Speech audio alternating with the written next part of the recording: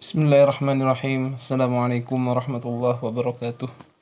Bismillah, walhamdulillah, wassalatu wassalamu ala rasulillah wa ala alihi wa sahbihi wa man wala amma ba'du. Alhamdulillah rabbil alamin. Puji syukur kepada Allah subhanahu wa ta'ala yang telah berikan kita kesehatan sehingga kita masih bisa melaksanakan perkuliahan Maharah Kitibah ini.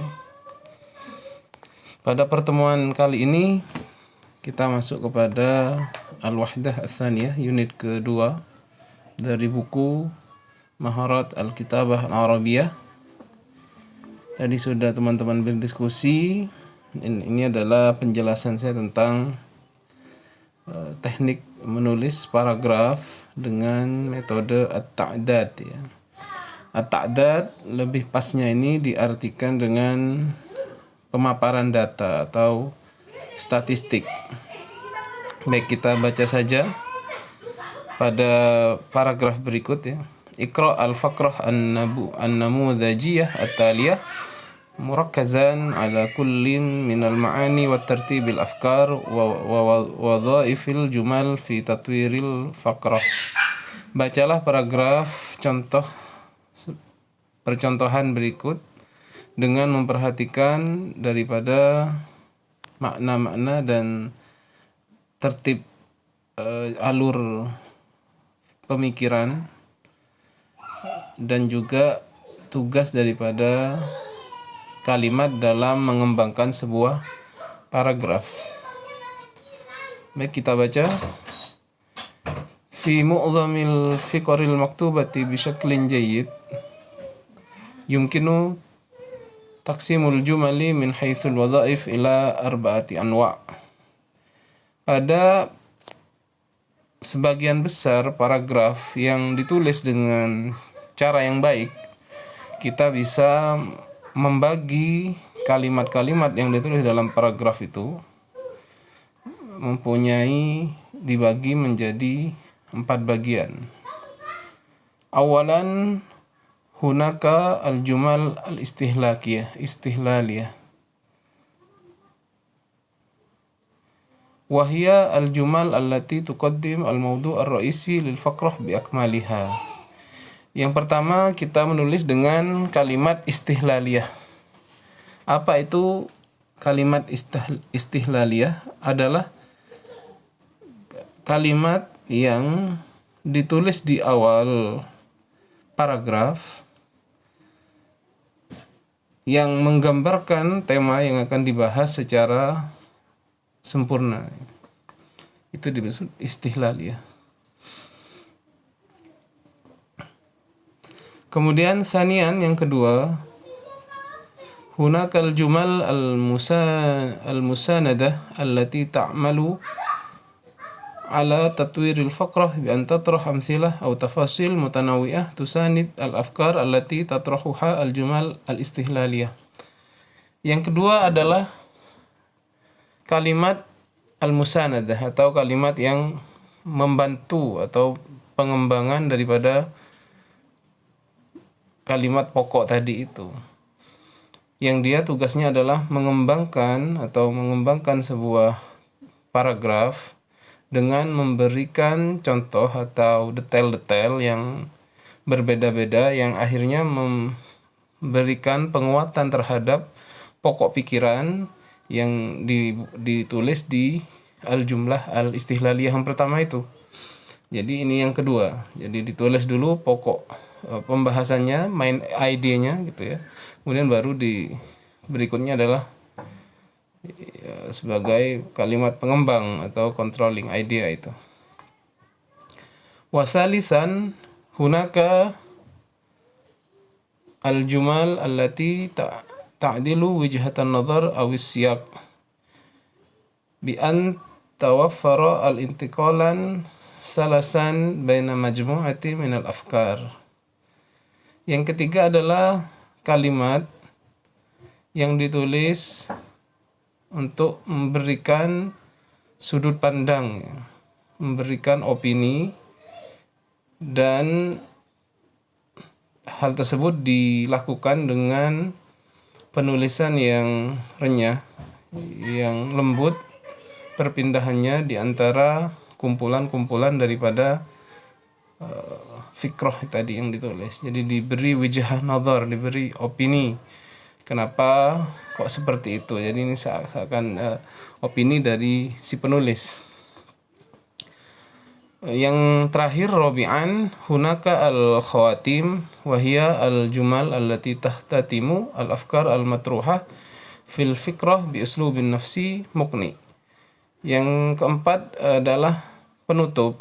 Itu adalah kalimat yang menutup sebuah ide pokok pikiran yang ditulis dengan jalan yang mukni, yang sangat apa istilahnya ya, satisfied bahasa Inggrisnya ya, sangat memuaskan gitu.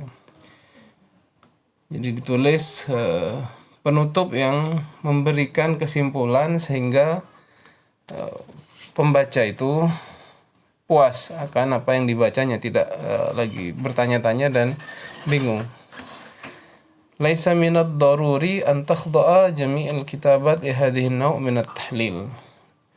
Bukanlah hal yang pasti ya, bahwasanya semua tulisan kita harus sesuai dengan pakem yang sudah kita sebutkan di atas ya, yang terdiri dari istihlaliyah, kemudian al-jumal al-musanadah itu, kemudian al-jumal allati ta'dilu wajha nazar, dan yang terakhir khawatim itu. Tidak pasti seperti itu, tetapi walakin aglabal fiqri al-jayyidah tahtawi fil aidah ala mazijin min anwa'il jumal arba al-madhkurah lahu. Tetapi biasanya sebuah paragraf yang bagus itu terdiri unsurnya daripada apa yang sudah 4 hal yang sudah kita bahas di depan tadi. Nah, jadi ini adalah salah satu trik ya menulis. Jadi bagaimana Anda menuangkan satu main idea, ide pokok di awal kalimat, setelah itu diberikan kalimat-kalimat penguat, diberikan kalimat yang menjelaskan ya, diberi contoh, diberi dan lain-lain. Kemudian yang ketiga diberi opini, kemudian yang terakhir adalah khawatim.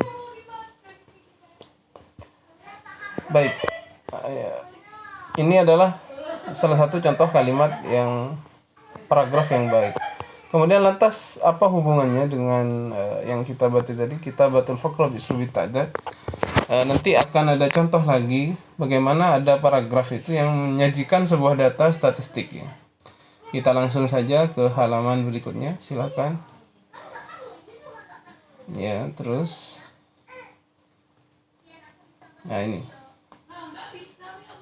Iqra al-faqrah an-namudhajiyah at-taliyah muhawilan mulahadhat al-ajza' al-thalathah ar-ra'isiyah al-mustakhdimah litanzimiha. Bacalah paragraf berikut yang dengan memperhatikan 3 hal pokok ya, 3 hal pokok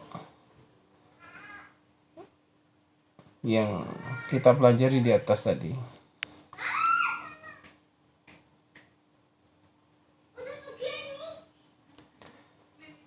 Ad-dual al-Afrikiyah, negara-negara Afrika. Khilala aqdi sittiniyat haqqaqat mu'zamu al-musta'marat al-Urubiyah fi Sahara Afrika istiqlalaha. Pada era tahun 60-an banyak negara-negara persemakmuran, jajahan-jajahan Eropa di Sahara Afrika yang terletak di padang Saharanya Afrika.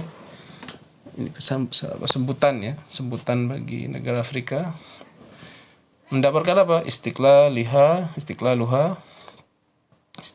mendapatkan kemerdekaannya. Jadi pada tahun 60-an banyak negara di Afrika itu mendapatkan kemerdekaan.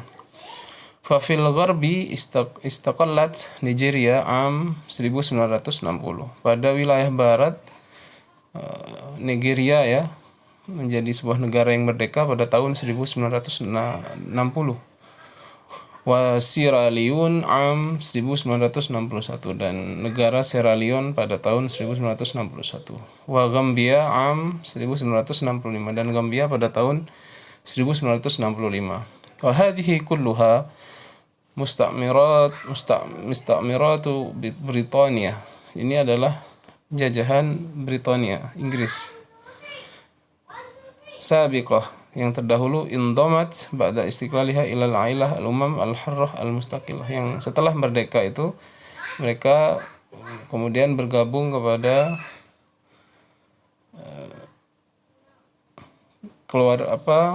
kelompok negara-negara atau bangsa-bangsa yang merdeka. Itu tadi yang ada di wilayah barat. Wa fi syarqi asbahat kullun min Tanzania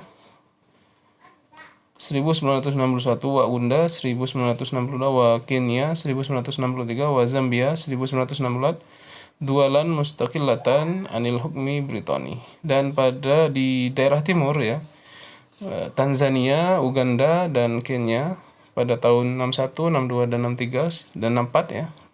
Zambia yang terakhir menjadi negara yang merdeka yang awalnya mereka dijajah oleh Inggris. Wa fil waqti alladhi inhallat fihi Imratiyah Britania al-Uzma fi Afrika, pada waktu Imperatoria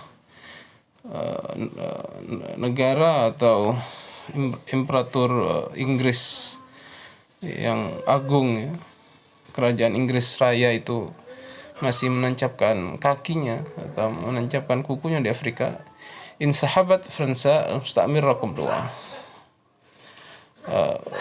Prancis menjadi negara penjajah kedua terbesar setelah Inggris. Min manatikin syasi'ah Janub Sahara Afrika, di beberapa tempat di janub di daerah selatan Afrika ya. Hada waqad hasulat salasa asyrata musta'miratun Fransiyah ala istiqlaliha fi am wahid, wa hiya Mauritania wa Senegal wa Mali wa Sahel Aj wa Fulta al-Ulya wa Togo wa Dahomey wa Niger wa Chad wa Jumhuriyah Afrika al-Wusta wal Kamerun wal Gabon wal Kongo. Pada tahun yang sama ya,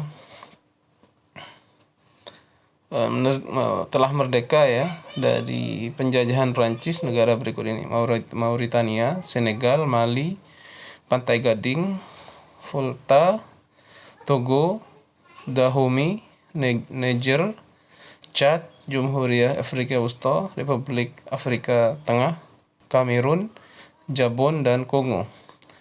Hada birraqmi min anna ba'd al-musta'mirin al-Urubiyyin ma zalu yahtalluna ba'd manatiq Afrika. Walaupun sudah ada yang mereka itu masih banyak ya, sebagian para penjajah Eropa masih berada di daerah-daerah Afrika. Illa anna sittiniyat, tetapi tahun 60-an itu syahadat milad aksar min 20 daulah Afrikiyah harratan mustaqillah, menjadi saksi merdekanya 20 negara Afrika menjadi negara yang merdeka. Nah, ini adalah contoh ya, sebuah paragraf yang terdiri dari unsur tadi itu, istihlaliyah, kemudian diberi paparan, kemudian ada sedikit komentar dan diberikan closing atau khotim yang membuat pembacanya menjadi terpuaskan dari paragraf itu. Ini kan hanya satu paragraf tapi sudah memberikan gambaran yang bagus ya. Baik, saya kira itu bentuk penulisan dengan statistik atau pemaparan data pada mata kuliah kali ini. Terima kasih atas waktunya. Assalamualaikum warahmatullahi wabarakatuh.